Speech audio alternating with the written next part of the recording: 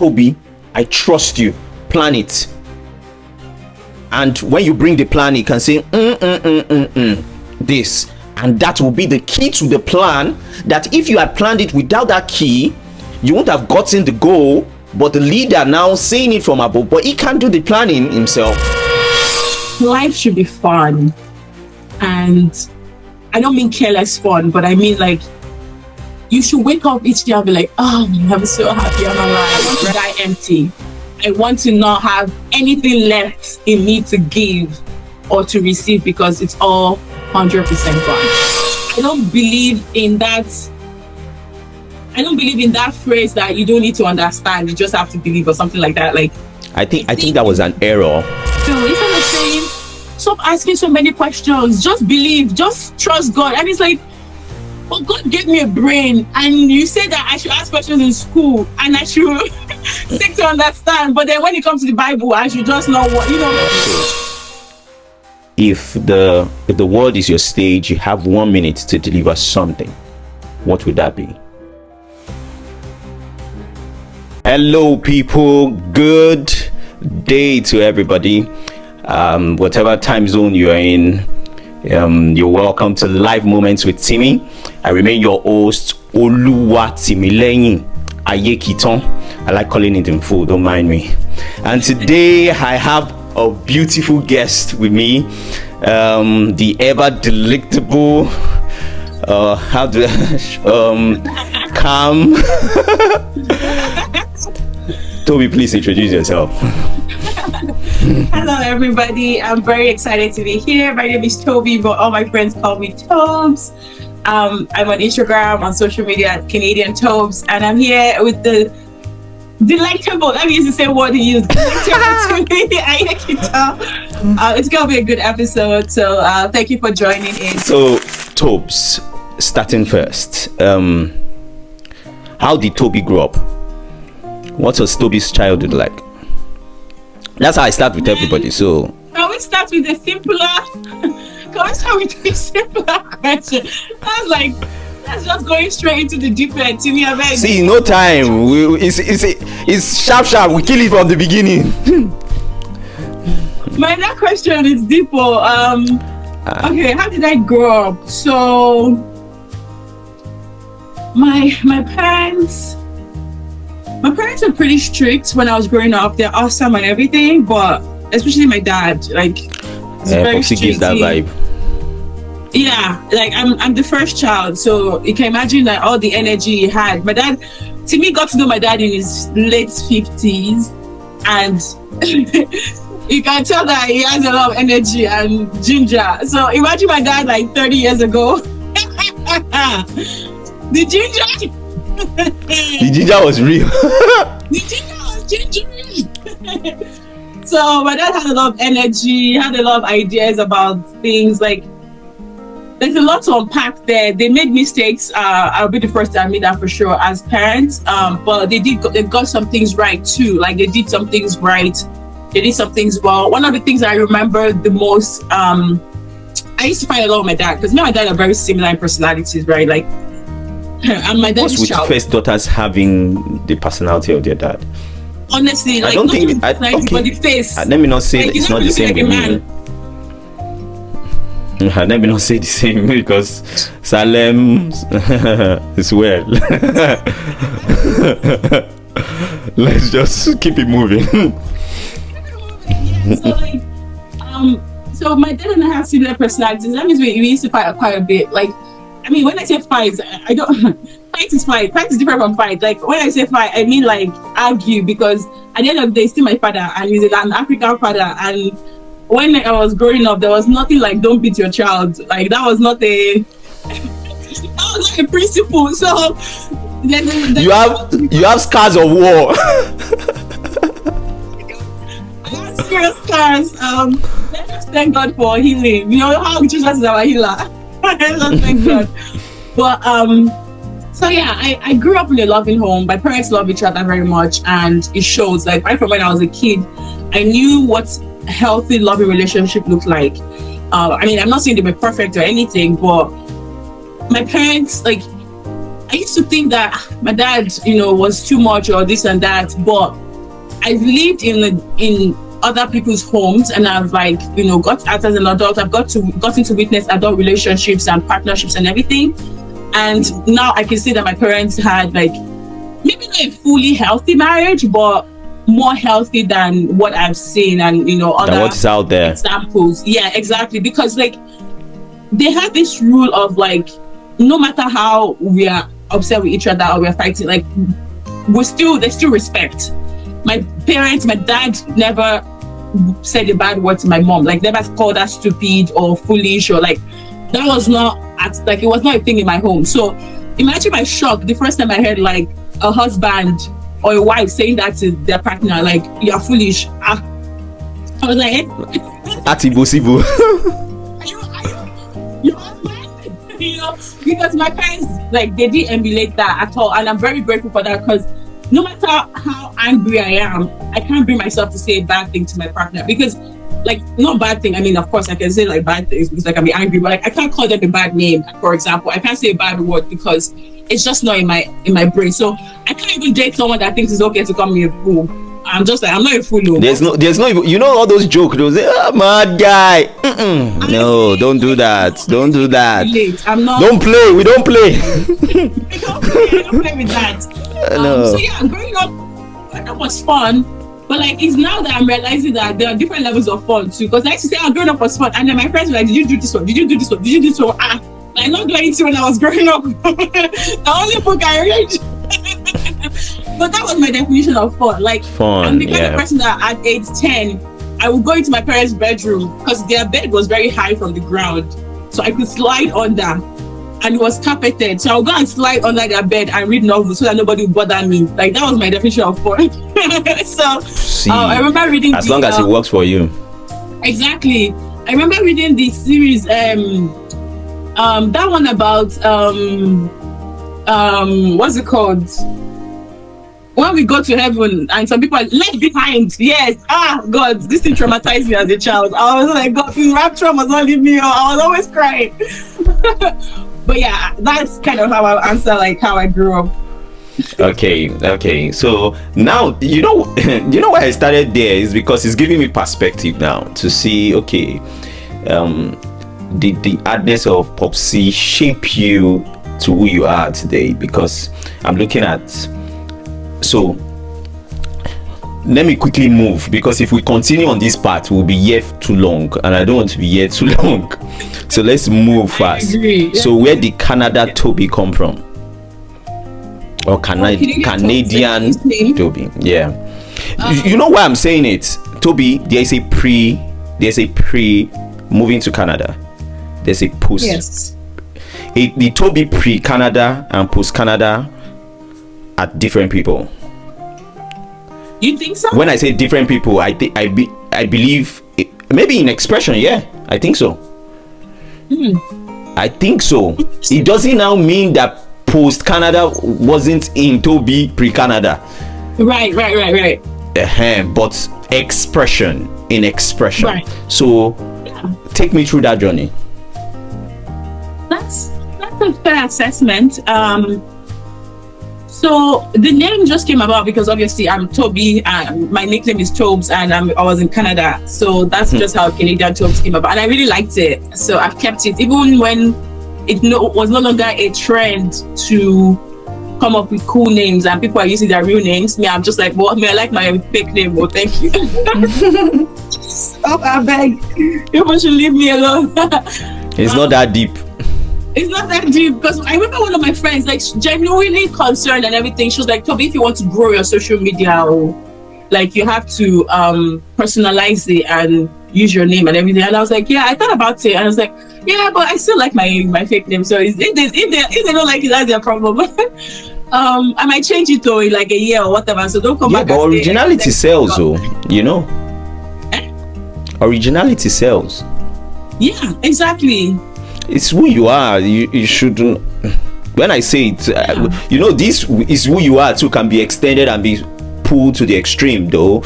But exactly. I think people want to see you at your vulnerable state. People want to see you at your true, authentic self. So, And that's It who I works. try to be, because like, so for me, social media, like I hear both sides, and I hear like how people say like social media is not where they come to be vulnerable and to look ugly and be crying. Like they come here to live their best glam life, Their best life.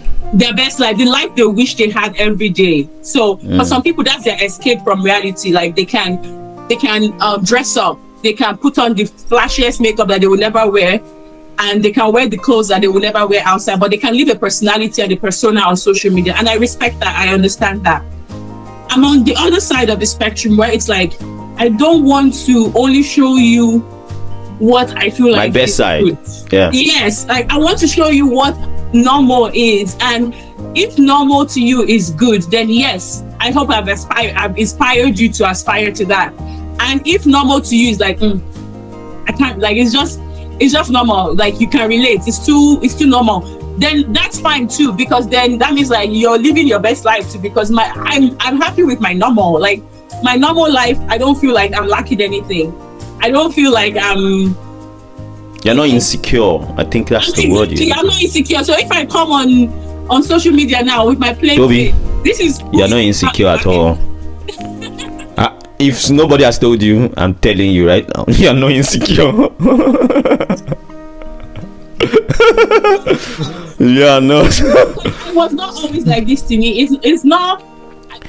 I wasn't like this stuff like my whole life. It took. You see, that's the balance I'm trying to get now. The pre and the post. Yeah, exactly. Because like, I was pretty shy. I used to be shy before you even met me. Like in high school, I was shy. I was very shy. I was introverted. Did it have anything to do with your height too? Yes, because you felt you were taller than everybody. Just want to hide. Do you want to be like, I don't want to be obvious all the time, and especially as like a 13-year-old, where my only thing that people noticed about me was my height. Like nobody used to call me pretty or beautiful. I mean, obviously I know I was beautiful. And my parents used to say I was beautiful, but like boys do not call me beautiful. Girls do not vote me most beautiful. So the only thing that will vote every time is tallest. Okay, so now did that matter? It did matter, right? Yeah, of course. As a teenager, that mattered. Okay, so like, I spoke to somebody that was like, there was no affirmation from home, blah blah blah, and all that. But I think it's beyond home. Yeah. Because you now got the affirmation at home, but you wanted it outside too. Oh, but that one was not enough. You wanted it outside too, and it's tallest that you were winning. You know, when your parents say you're beautiful, you don't know if they are saying it because it's true or because they're your parents, right? The boy did not now tell you it's beautiful. The boy is not telling you about your friend that is beautiful. He now want to guy you. You want to talk to your guy. Say, Toby is my guy now. When they say, oh, you're dating, you like Toby, you say, no, Toby is my guy. We're just cool. We're cool. I like this guy. Why is I like you. That, totally, honestly, that was it. That literally was what happened. So I was not very sick. Like, no, I wasn't insecure. So we can't blame your parents for that now. I said we can't blame your parents for that. They did their own part. No, I don't blame my parents. No, I'm not saying you now, because I've had conversations with people that the blame seemed to go to the parents for not raising them right, for not telling them they were beautiful, they not give hugs, they not do this. But you got that, but you still wanted it outside. Yeah, I mean, so there's parts to this, right? Like you said, I think that parents withholding affection can really destroy someone's self-esteem. No, I agree. I totally agree. But I'm saying it's not enough. Yeah, exactly. It's not enough. But also, I just want to affirm. I want to mention that, like, I got hugs, but from my mom. My mom was the hugger. Like, my dad was very. This is how African parents are. So he was not the hugging type. It was not the kissing on your forehead. You don't sit down on daddy's lap. Like, we didn't have that kind of relationship. So I think that also plays a part, because my friends that were like secure and like confident from when we were even 13, that awkward age where everybody is starting to notice themselves, and they were the ones that had great relationships with their father. Like, their dad. So they didn't need it from outside after their dad was.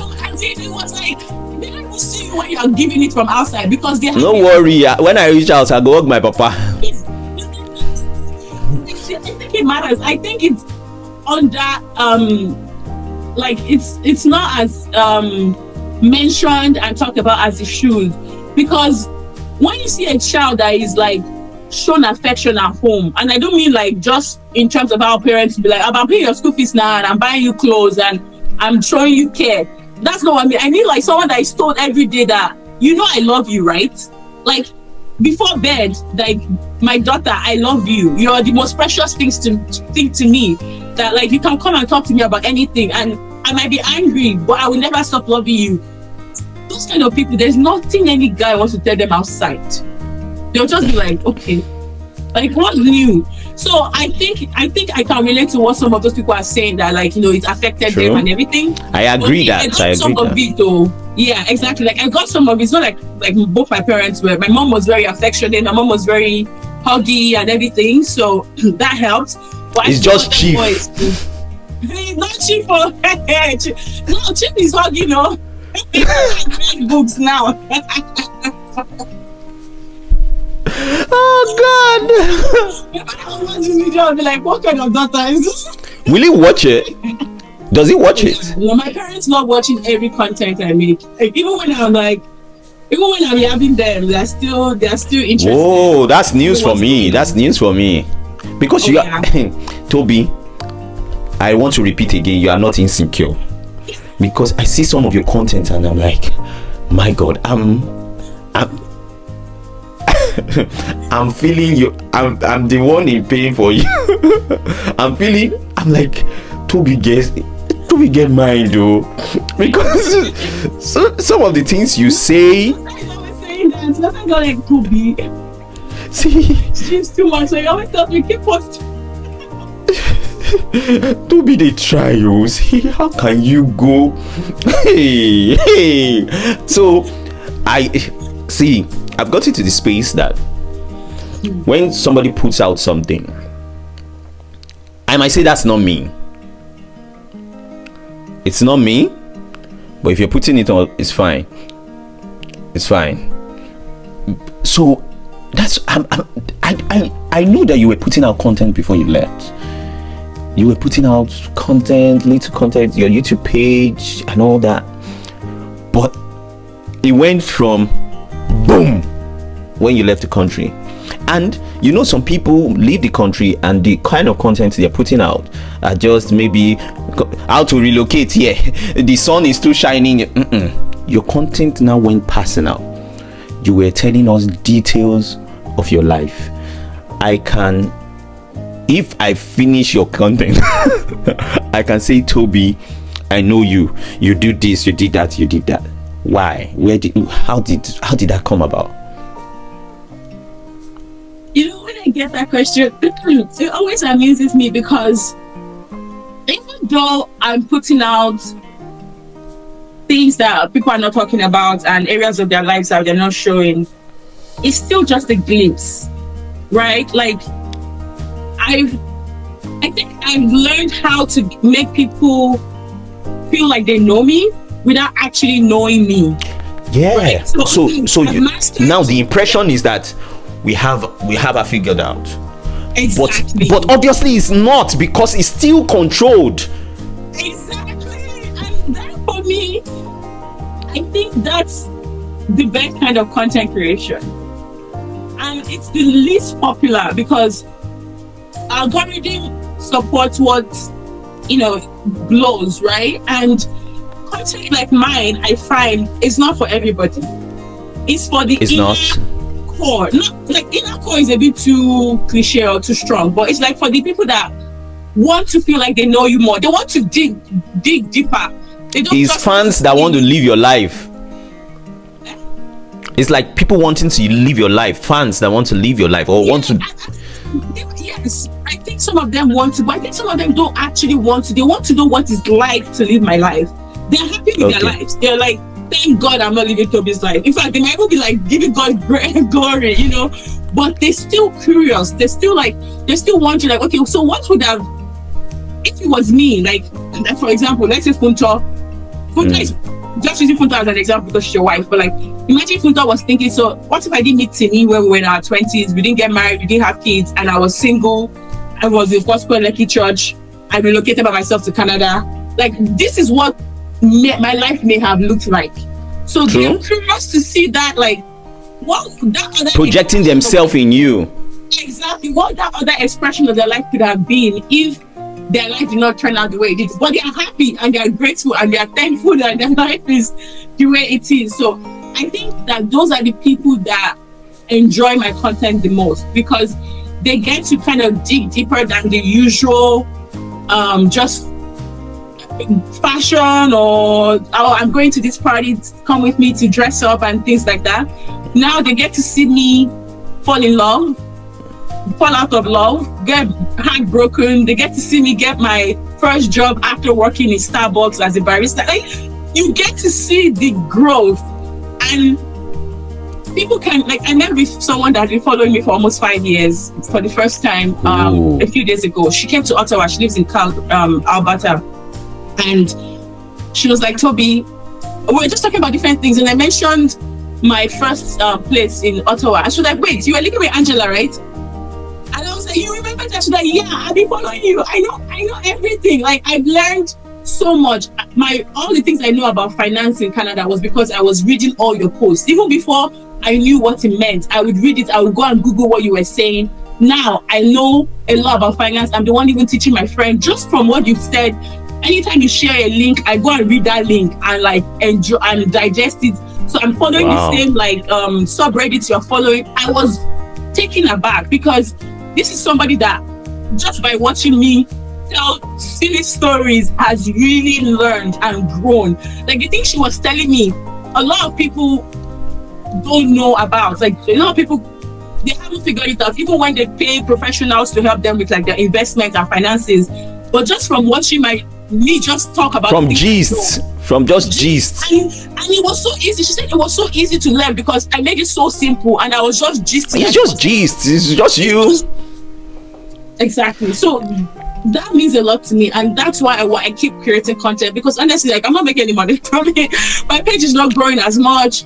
I'm not doing the commercial things that people are doing and making money. And maybe I'll do that in a year. Maybe I'll get tired of this way. But for now, people tell me kind of propels me to continue. Yeah. Okay. So something is in my head now. I'm remembering that you used to do this content that you're doing right now on WhatsApp before. Yes. Because you were walking down to work, walking back from work on WhatsApp. used to be the thing. All those your videos on WhatsApp. That's how it started. But now I think it has gone to Instagram. I don't know if you do Facebook any longer. No, Facebook, I forget. Everybody has run away from Facebook. Because Facebook looks like a wider audience.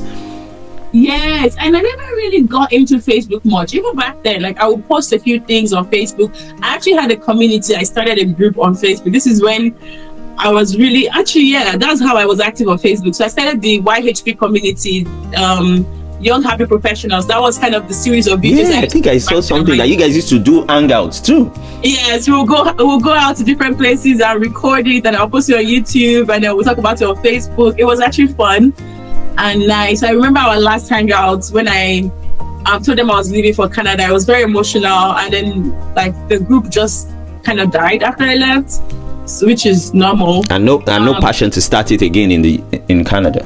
Yeah, and Canada is. Maybe I'll get to that point. Canada is good. I've just not had the time. Exactly. Right now, I'm kind of focused on building my own one-on-one friendships in Canada versus like a community. Okay. I'm trying to have my own core group of friends. But yeah, back to your question though, WhatsApp was where it started. I remember my phone camera quality was so bad, but it didn't even matter to me. Didn't stop you. It didn't stop me at walking to work today. I saw there's a name he used to use. It's not Mr. A. Is it X or Mr. B or something? There was a funny name. Oh, there were different ones. There was different ones. Yeah. There I was a Mr. A first, I think. Was it A or O? I don't remember.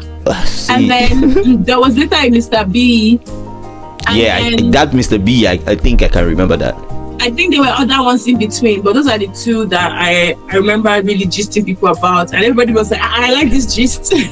As in then that gist, you would now schedule it that maybe every Tuesday I'm like, oh God, this gist, it was gisting, as it were.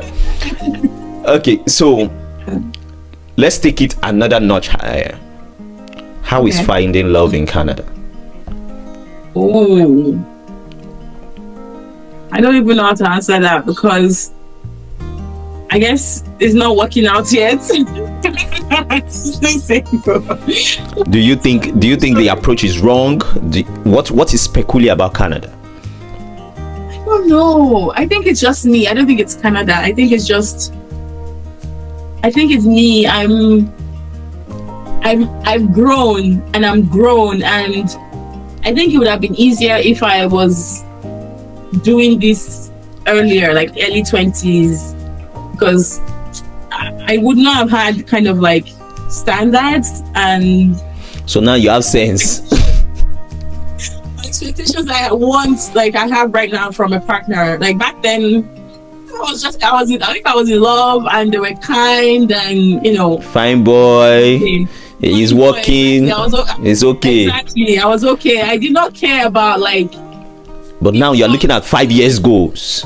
Exactly. Now from your life. Like, okay, so in your career right now, like, what do you expect to come out of it in 5 years? Do you have any growth plans? At your retirement age, what do you expect to be the highest level you've gotten to your career? And a lot of people are still taken aback. And I'm like, don't people think about this? Because I know I want to be a CEO. Like, I know that the end goal for me is CEO of a like high growing company, fast high growing company. That's how I want to retire. The fact that people don't know what they want, I don't understand. So for me, all these kind of things are important, and I'm not really keen on just being with someone for the sake of being with someone. I think that's also the core goal, like the core thing that makes it a bit difficult for me to find the right person. Because it's not just about, I just want to get married, I just want to be with somebody, I don't want to be single anymore. That's not the end goal for me. You've passed that level now. I've passed that, exactly. If it was maybe 7 years ago, maybe I would have been okay with that. I don't even know if at the time I would have, maybe that's why I was single at the time too. But for me now, the end goal is my partner, my person, like an actual partner. Like, I mean, like, this is a person that sees what I want and where I'm going, and actually propels me to that point. Because I know that I have all these goals and dreams, but I know I can't do it by myself. It's too, when they say that like your goals are too strong, I mean your dreams are too big. It's big, and I will go far and I'll be successful in my own right by myself. But I know that to accomplish the things that by God's grace, I'm hoping to accomplish, like I said, to be a CEO, I'll have to sacrifice a lot to get my career to that level. I have to be one-dimensional about that, and I can't do that on my own without somebody saying, I've got your back. Like, what does it take? What will it take? What do we need to do? So until I find that person. Okay. You sound like a planner. You're somebody that plans a lot. Oh, I'm a planner. I didn't wish I was a planner until recently, where all my friends were like, let me get back to you. Like, are we hanging out or not? Ebony, let me get back. As in, I was stressed. I thought I'm just going out though. Just tell me time and place. Like, even if the plans change, let's have a plan. So yes, I'm a planner, because not having a plan really stressed me out. But have you even also seen it from the direction that because what I explain about compatibility is not having the same stuff most times. Compatibility is the phone and the AirPods. It's the TV and the remote. Mm-hmm. It's the table and the chair. So the table wants somebody like him, but I don't know why I'm aspiring him to table and to chair, but just take it like that.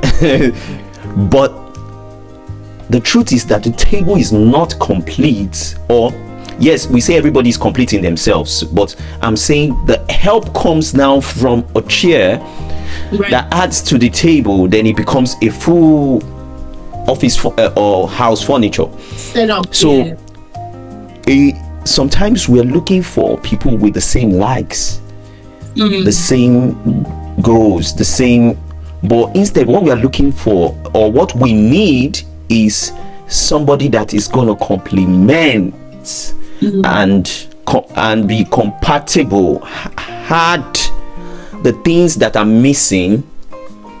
I don't want to preach. Let's continue.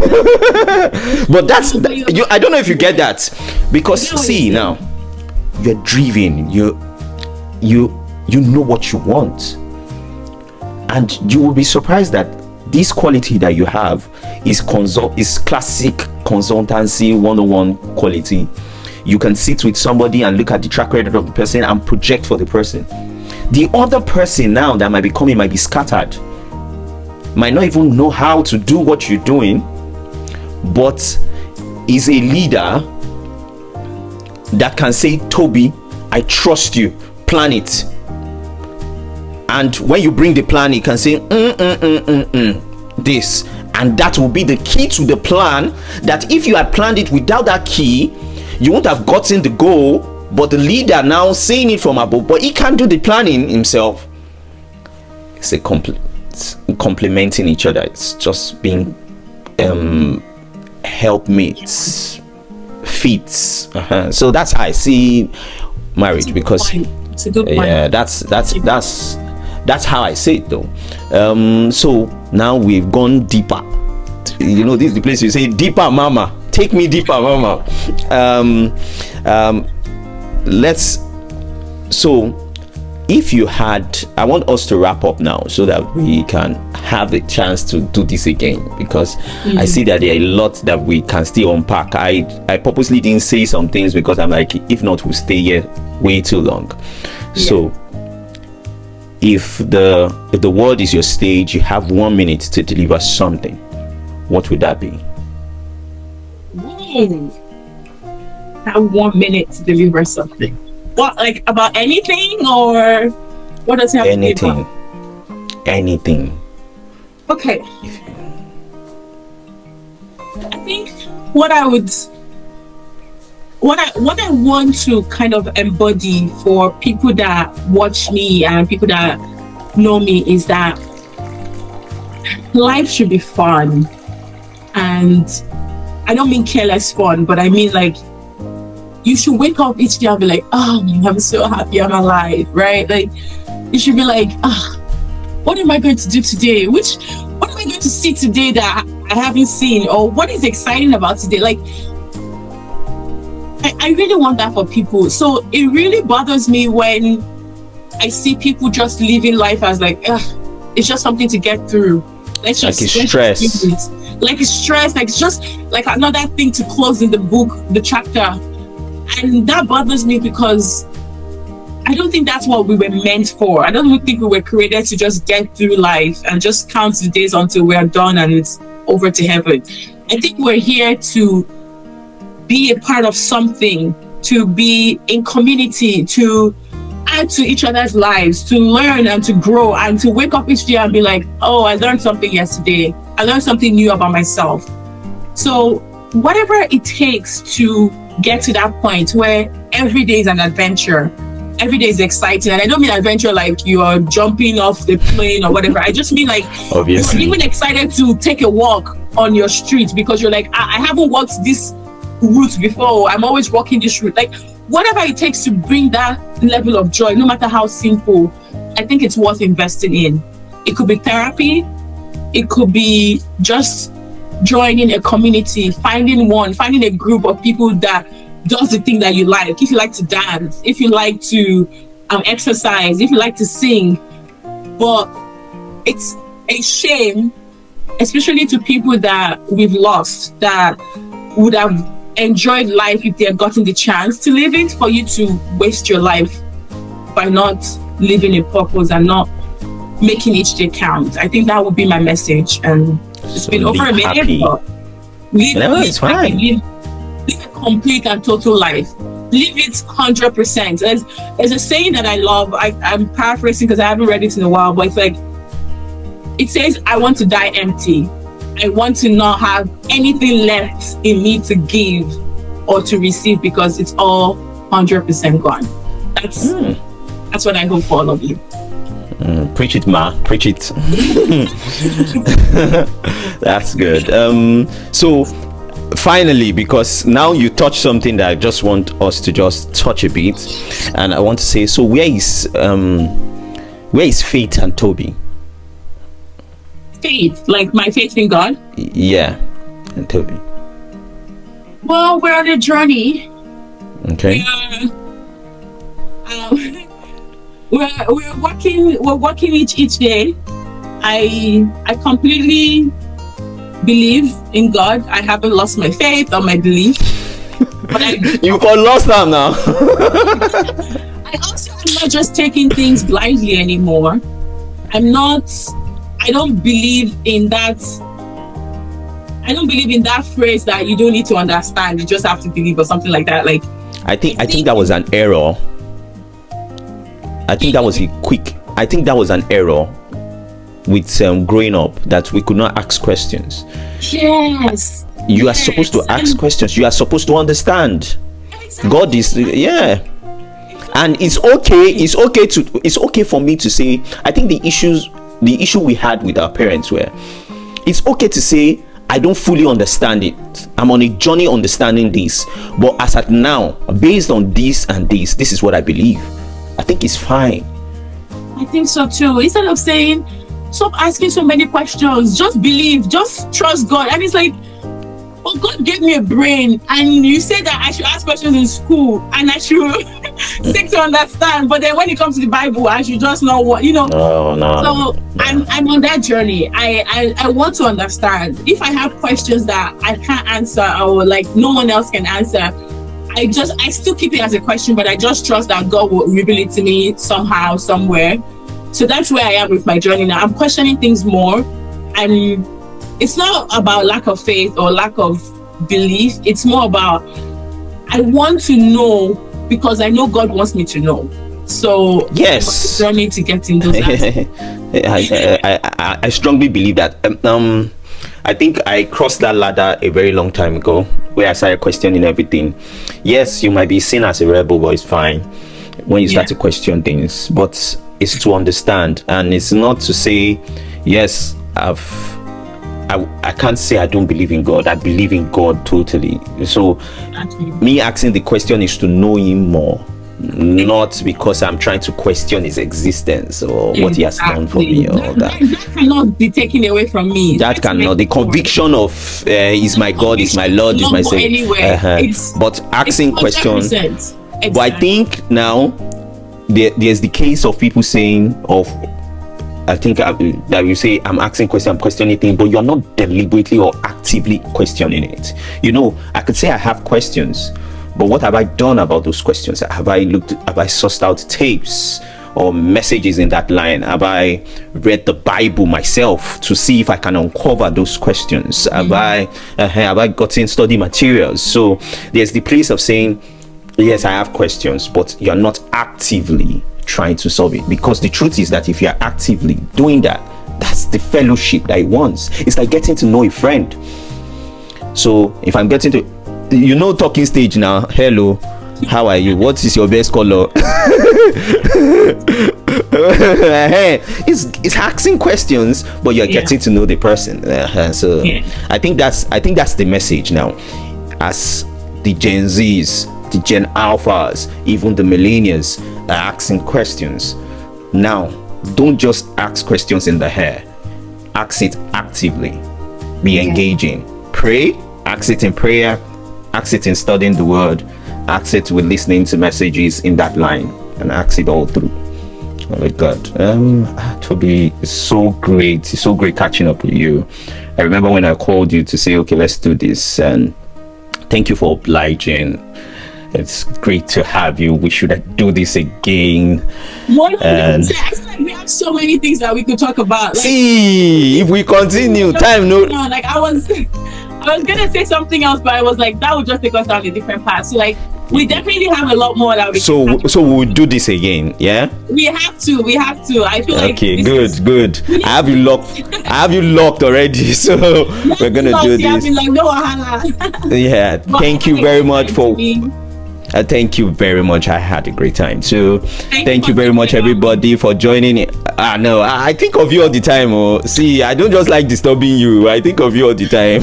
Yes. I think see, I'm telling you, maybe now I will start disturbing you so that you know I follow some of your hey. My friends, all my friends, Nosa or Timi, they're all scammers.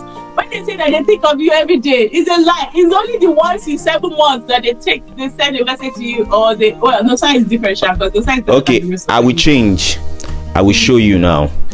Yo, so that the next session, if it's yes, the next time you come, you would see the difference now. All right, people. Thank you very much for joining us for today's episode. It was a great one with Toby. I'm just saying, normal, like, share, subscribe, tell people about this, and we'll see you the next time with another fantastic guest. God bless you, and it's peace out from me. Tobs, thanks. This was good.